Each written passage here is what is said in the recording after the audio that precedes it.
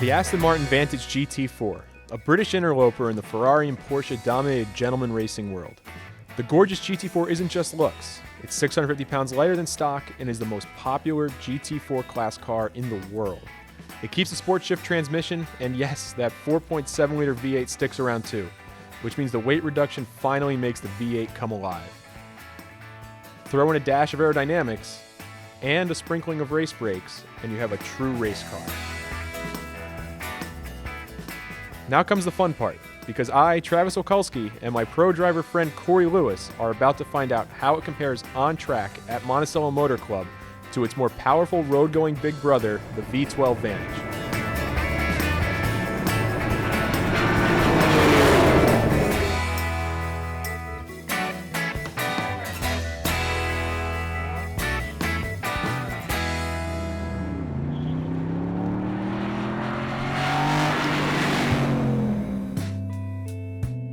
Aston's factory in Gaydon, England is an aluminum playground, but not a tech wonderland. What results are cars like the V12 Vantage, cars with a V12 and, until recently, a proper manual gearbox. It's still a place where craftsmanship is king, where mechanization takes a backseat to the human touch.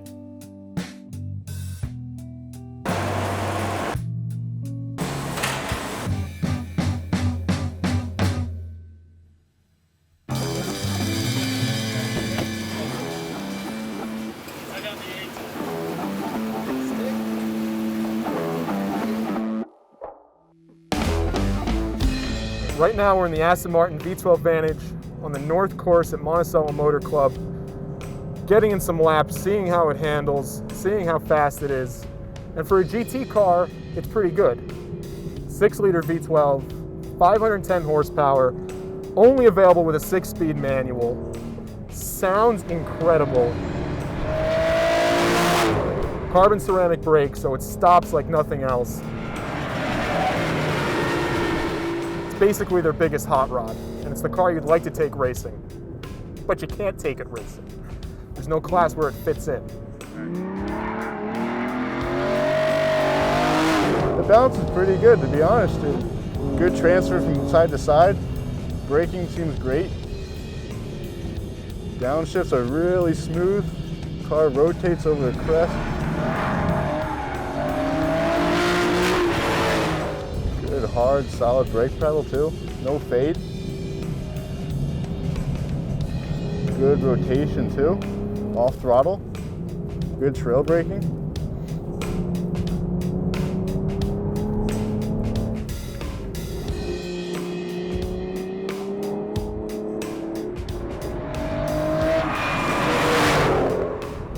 $125 miles an hour right there too.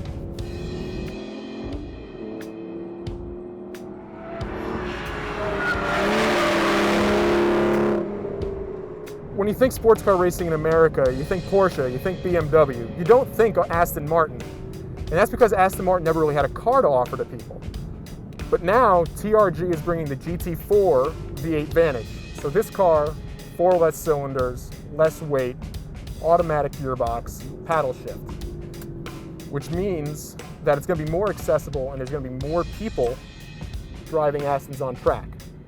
The V12 is probably the ultimate GT car, and was surprisingly good on track. But with slick tires, upright suspension, and weight savings equivalent to 3 or 4 Bruce Valanches, just how much more capable will the GT4 be?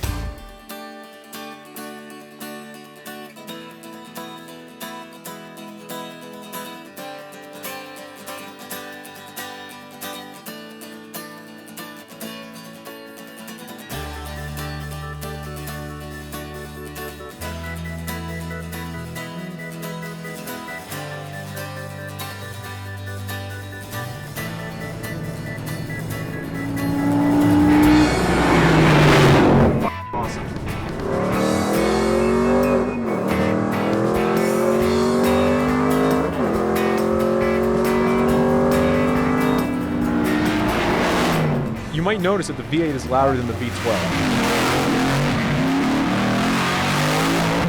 It's so loud that you can't even hear me speak. It does convert that noise into speed though, much more speed than the V12 can muster on track. With slicks and real downforce, turning is fast and neutral. It has more grip than an idiot like me needs.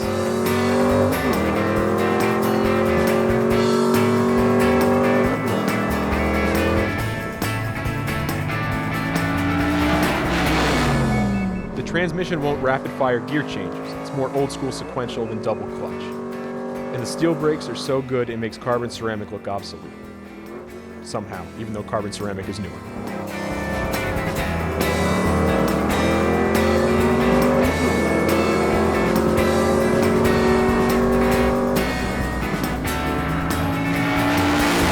These cars are like comparing bananas to concrete. Of course the race car is going to be better on the track than the road car.